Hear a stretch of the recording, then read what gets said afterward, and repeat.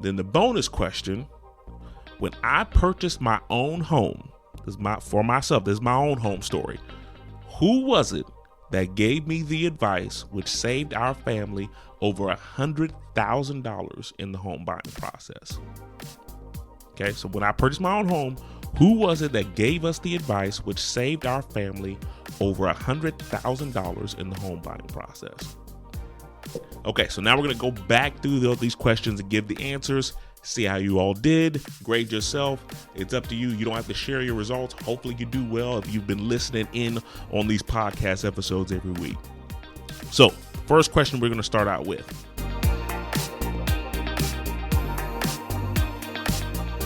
Welcome to the Home Goals Podcast, the ultimate guide for turning your home goals into a reality. I'm your host, Derek Thornton. Join us as we navigate the twists and turns of obtaining a home. We'll be offering expert tips, helping you avoid pitfalls, and championing your journey towards that cherished place to call home.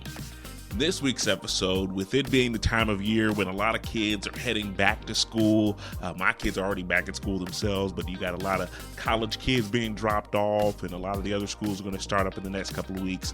I figured now is as good a time as any to have a little fun, and let's do a little pop quiz addition to the Home Goals Podcast. And so one of the main reasons I've been doing this podcast on a weekly basis is because I know one of the greatest ways to help equip people to be able to purchase a home and achieve that goal of home ownership is by gaining the knowledge that they need to get into that process, right? That is going to be crucial at every stage of the game. And so I wanted to see if you guys have been listening, right?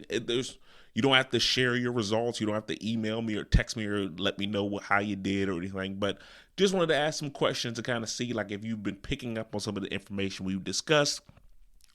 All the questions we're going to do are all focused around content that I have talked about in the previous 67 episodes that we've had prior to this one. And so I think it's stuff that you may or may not remember, but things that are very helpful. Some of it is specific to just North Carolina. Some of it is questions that would be applicable to anyone who's buying a home anywhere in the country. So just wanted to go through it. It's 10 questions, and there's one bonus that's included as well.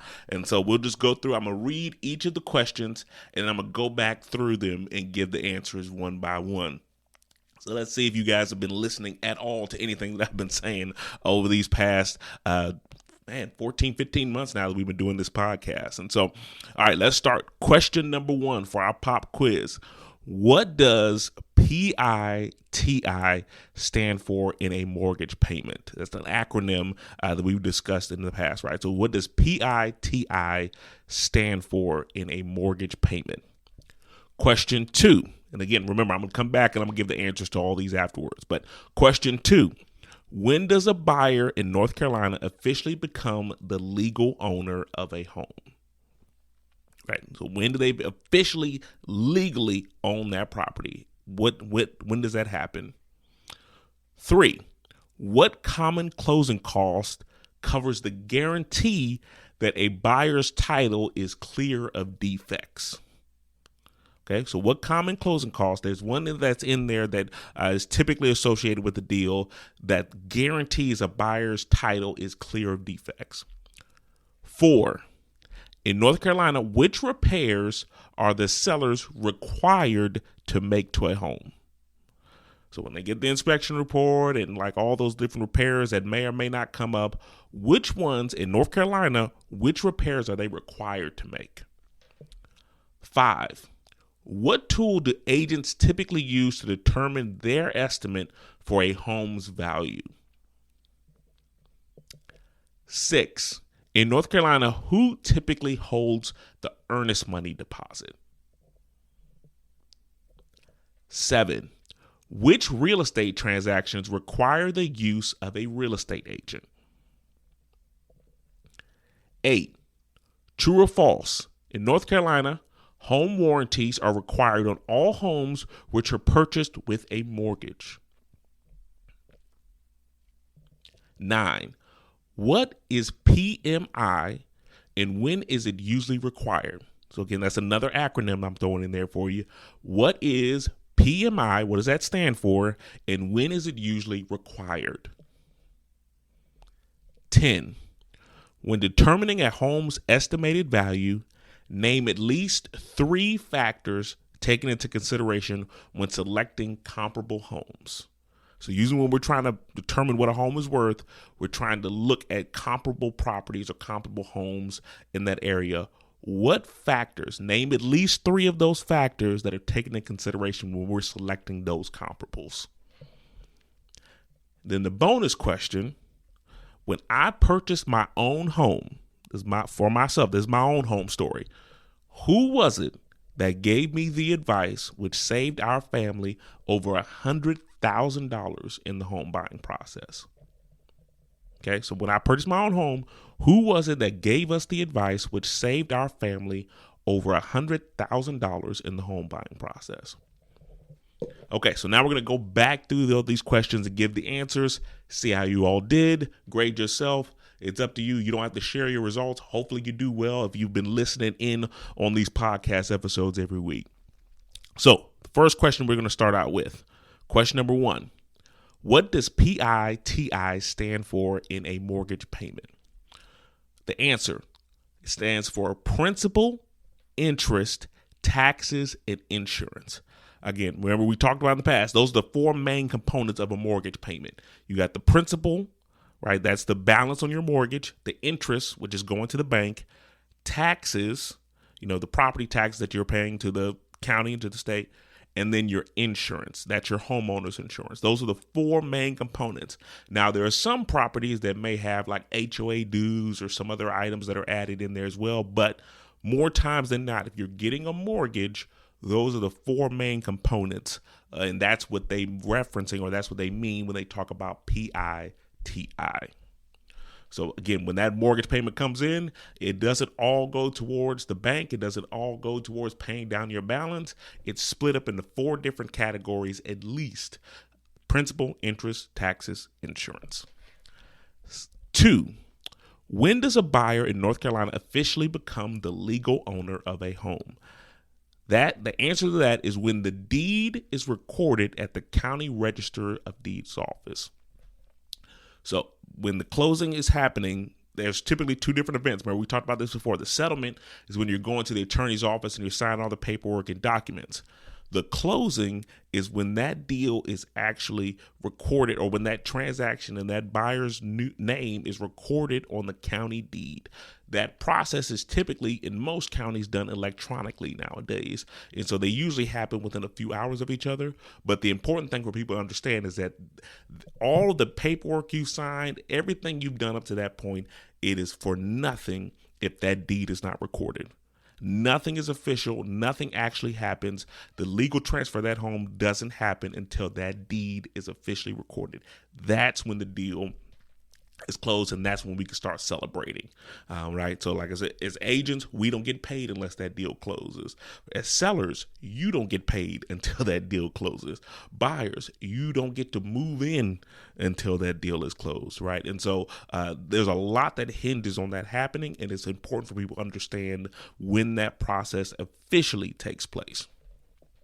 3, what common closing cost covers the guarantee that a buyer's title is clear of defects? The answer to this is title insurance.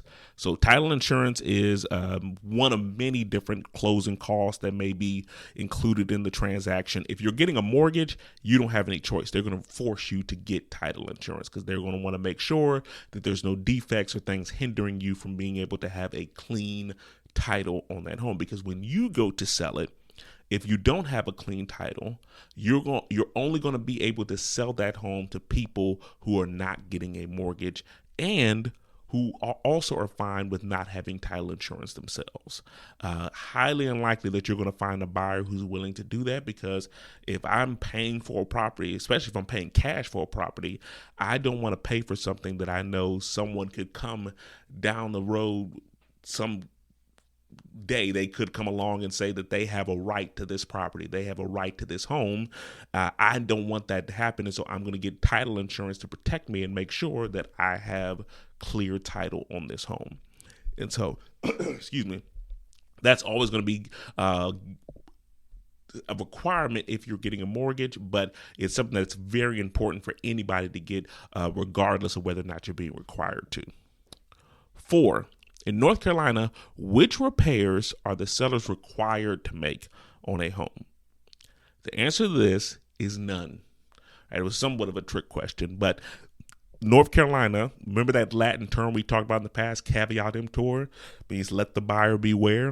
In the state of North Carolina, every house is sold as is.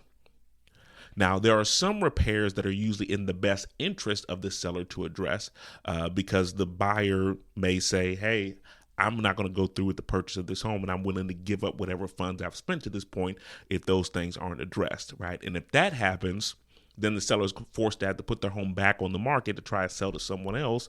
And if the other buyers find out about those problems or issues or defects or problems or repairs that came up, it's a good chance they're going to want those things to be addressed as well too. And so it's always best for the seller to try to work with the buyer in some way. But the important thing for you to remember, and what I always try to make sure I drive this point home to my seller and my buyer clients, is that the seller is not required to do anything. It may be in their best interest to handle some repairs or handle some items and stuff like that, but they are not required to do anything. And that's always important for you to remember when you're going through the process. Question 5, what tool do agents typically use to determine their estimate for a home's value? The answer to this is a CMA. That stands for comparative market analysis. That is essentially, in its most basic terms, just a realtor's version of an appraisal. Now, we are not professional appraisers, and that is not a professional opinion that we're giving, but it's the next best thing, and oftentimes it's usually given completely free of cost, right? And so that's why it's one thing that most people will typically revert to when they're trying to determine a home's value. They'll usually have their agent put together a CMA to give them an estimate, because that agent obviously works in that market, or at least if they're doing a CMA, you should pick someone who works in that market. I would never do a CMA for somebody who lives in Minnesota or someone who even lives in the mountains of North Carolina. I wouldn't do one for someone who lives in Asheville, because I don't know that market, right? The real estate is hyper local. So you want to pick someone to do that for you who is knowledgeable about that local area, the homes in that area, how the process works, what factors to take into consideration, right? There may be unique circumstances that change a home's value based on that particular area. Those are all things that your agent can be helpful with, especially one who's knowledgeable in that area. But that's the main tool that we typically use to determine a home's value or estimate a home's value, is the comparative market analysis. Question 6. In North Carolina, who typically holds the earnest money deposit? The earnest money deposit in our state is typically held by one of two people. It's either the closing attorney who's conducting the transaction, or the real estate firm's trust account. Now, there's a lot of real estate firms in the area, ours as well, who have stopped the practice of holding the earnest money in their trust account. And so I would say, maybe 99% of the deals I've done lately, I'd say even 100% of the ones I've done lately, have all been held in the attorney's trust account. Another unique thing about our state too, and in our area, is that we oftentimes usually only have one attorney that's conducting the transaction. It's not a requirement, but that's just typically the way that we work and do things. And that one attorney is usually the one that holds that earnest money in their trust account. So there are some states like up north and stuff like in New York, whatever, where everybody has their own attorney, right? The buyer has an attorney, the seller has an attorney, the lender has an attorney. That's not the case typically out here. We oftentimes usually have one attorney that the buyer oftentimes will select, who kind of conducts the whole transaction and holds that earnest money deposit in their trust account. Now, question 7. Which real estate transactions require the use of a real estate agent? This was another trick question, in that the answer is there are no real estate transactions that require the use of a real estate agent. Now, it's highly recommended and it's advised, but there is no rule or stipulation that requires you to use a realtor. Now, if you're trying to sell your home, there's all kind of studies out there proving that you are likely to make more money if you work with a seller.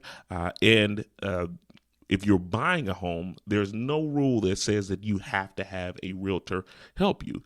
But again, if you are going through the process of purchasing a home, it is in your best interest because there's a high likelihood that the seller likely has a realtor of their own. And that seller, if they have a realtor, that person is basically able to orchestrate the entire deal to work in their client's favor because you don't know the process. You don't know the rules. You don't know the contracts, right? There's a lot of stuff in there that you're not aware of, right? We have a hard enough time just getting people to understand the concept of a due diligence fee. Like, I can't even imagine a buyer who isn't in the industry day in and day out trying to go about the process of figuring out all the different rules, requirements, what is in play, what's normal, what's standard, what's included in the deal, what rights they have, what rights they don't have. For all we know, they may have thought the answer to that question about the repairs is there are certain repairs that the seller is required to make. They don't know that if they're not working with someone who is in the business. I talk about this all the time, but our standard contracts and forms that we use in North Carolina, they change on an annual basis. And the reason they change every year is because there's something that's always happening in this business that hasn't happened before. Where we're like, oh man, we need to go back and change that rule. We didn't see that happening. And so if we who are in the business every single day, day in and day out, if we're constantly coming across things that we haven't dealt with before, how much worse do you think it would be if you were walking in completely unaware, right? And you were like, I'm going to just use Google or ChatGPT to help me get through this transaction, right? Like I said, there's so much that you will miss that isn't aware because this business and industry is constantly changing, right? And so it's not required, but highly recommended if you want someone to help you with one of the largest transactions you're going to be making in your life, more than likely. Question 8, true or false? In North Carolina, home warranties are required on all homes which are purchased with a mortgage. The answer to this question is false. Home warranties are different from what is called home insurance. Now, home insurance, if we had put that into this question, this would make the question true because home insurance is required on all properties that have a mortgage. Home warranties are a completely separate feature. Home warranties are basically kind of an added safety net or added protection for certain items that may break down, appliances in your home that may break down as well, right? And so, for example, one of the kind of the reasons or things that I might give is let's say, for example, your let's say your water heater broke down or it started leaking and it caused a bunch of damage to the flooring and sheetrock and everything else around it as well. The home warranty more than likely is going to address the fault, is what you would use to address the faulty hot water heater. Home insurance is what you could use to try and address the damage that was caused as a result of that, right? And so home insurance is more so dealing with the damage to the actual home, damage caused by natural events or disasters, like let's say like a hailstorm came through and beat up the roof and stuff like that. That's something where the home insurance would be kind of your protection in that case. Home warranties are more so related to appliances and different things in the home as well. And again, they are not required regardless of whether or not you're getting a mortgage. So now let's move on to question 9. What is PMI and when is it usually required? PMI stands for private mortgage insurance, right? This is a lender term, and this is typically a feature that they have that is required or included on loans that have less than a 20% down payment. Right. So again, one of the big myths that's been out there in the real estate world for years is that you have to have 20% in order to be able to buy a house. You have to have a 20% down payment. That is not true. There are a ton of programs out there. I've even used the programs that required less than that, but there are programs out there that will give you the ability to pay down as little as 3%, right? 3%, 5%, 10%. There's all kinds of different options out there. There's even a few 100% options. Now, those usually have a few more stipulations, but the important thing to remember is that there's a lot of options out there that require less than 20%. One of the downsides to going that route, though, because the lender is taking a bigger risk with you as a person who's taking out that loan and is less than 20% down, is that they want to have some assurance that if you can't close that deal, if you can't work things out, that they will be able to recoup the funds from that house, right? And so what they have in place is something that's called private mortgage insurance, and that's an added fee. Could be a couple $100, could be a few $100, whatever, depending on the size of the mortgage or the price of the home, whatever. But that's tacked on to your monthly mortgage payment if you have less than a 20% down payment. Now, what you can do is you can get this fee off once you reach that threshold of having that 20 or 20 plus percent down on your home, right? And so this is something that I did on my own home. I had a down payment that was less than that, and then when the values went up and I paid down my mortgage, I called back and said, hey, can I have my PMI taken off? And they were able to have an appraiser come out, check out the home. They looked at it, determined like, hey, he's got his debt, his loan to value amount is now it crosses that threshold where he's got that 80% that's less than whatever. So like the value of the house compared to the actual loan on the home, there was a higher threshold than the 20% down payment. And so they allowed me to take off that private mortgage insurance. And so that's something that you're always able to do. Question 10. When determining a home's estimated value, name at least 3 factors taken into consideration when selecting comparable homes. So this is in play when you're talking about a CMA, which we talked about earlier, or if you're talking about an appraisal that is done by a professional appraiser. There are about 6 factors typically taken into consideration. Now, I'm sure there's some unique circumstances, but more times than not, these are the main factors that are being paid attention to when you're trying to select what we call a comp or a comparable home to compare that home to. One is location or proximity to the subject property. So where is the location in relation to that home that you're trying to compare it to? Right, you're not trying to compare a home built in Raleigh to a home that's built in Wilmington, right? There's 2 completely different areas, 2 different markets. You want something that is as close as possible to that subject property, preferably within the same neighborhood, but if not, within a couple of miles max. So that's the location. You also want to pay attention to the style, right? So you don't want to compare a 1-story home to a 2-story home or anything like that. You want to look at the time. Right? When did it close? If there's a home that is a great comp that closed next door to the subject property, but it closed a year ago, and then there's another home that's a mile away that closed yesterday, I'm going to pay more attention to that home that's a mile away. Even though I would want the distance to be closer, I still care more about that time because that one that closed yesterday is a more accurate depiction of what is currently happening in the market. Another factor you could have said was age, right? What is the age of the home? I don't want to compare a home built in 2000 to a home built in 1950, right? It's completely different features, completely different upgrades, completely different building materials. Same thing with new construction, right? I don't want to compare a home built in 2007 to a new construction property. That's one thing you want to keep. You want the homes, the comparables, you want them to be just that. Comparable. You want it to be as similar as possible to the subject property, right? So usually if you can get it within a 5-year variance, that's a great item to use, right? Next thing you want to focus on is the size.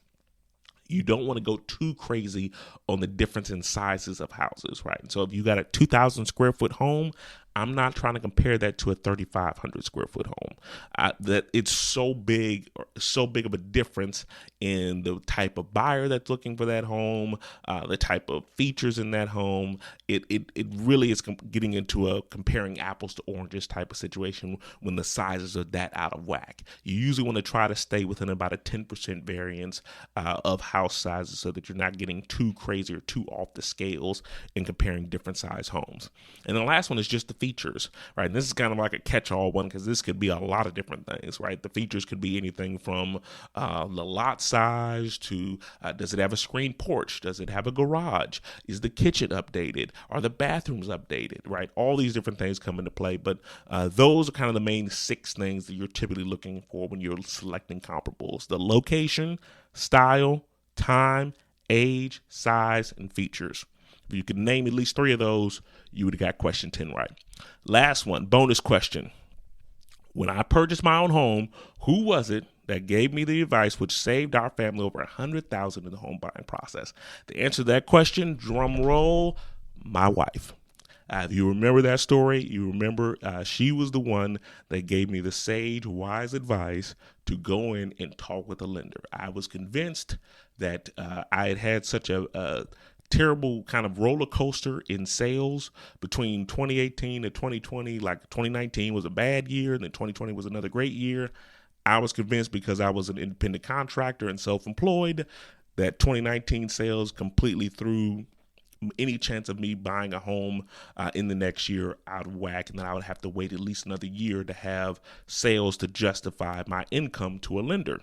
She told me to go talk to a lender anyway. I begrudgingly went and talked to a lender and found out that because I had been in the business for longer than 5 years, that they were able to take in prior years into consideration, and I was actually able to qualify for that loan. And we purchased just before the market exploded in 2021, right? So we went under contract in April. The market was already starting to get crazy, but it did not go anywhere nearly as crazy as it was about to go in those later months and then on into 2022. And so if we had waited a year to purchase like I planned on doing, that house, the house that we're in right now, would have cost us $100,000 more. And our interest rate also would have been double what it was when we went to that point, right? And so she by far saved our family a ton of money, even more than the $100K that I talked about, wherever, like just in the value of that house, the interest payments, all that, like I said. And who knows, we might not have even found the house that we wanted, or it might not have been the property or type of property that we would like to have had. So many things could have gone wrong had I not taken her advice. And so I will always be eternally grateful to her. And that's always one thing that I use to tell people, this is why you need to make sure that you talk to someone, or talk to a lender, talk to an agent as early on in the process as possible. You just want to find out. Don't assume that they're going to get bad news. Just talk to them, see what they say, see what you need to do to get prepared. So I hope that's helpful for you guys. Have a wonderful week. Hope you scored well on this quiz, and you're continuing to learn as we do these podcast episodes. But have a wonderful, wonderful day, and I'll talk to you next week.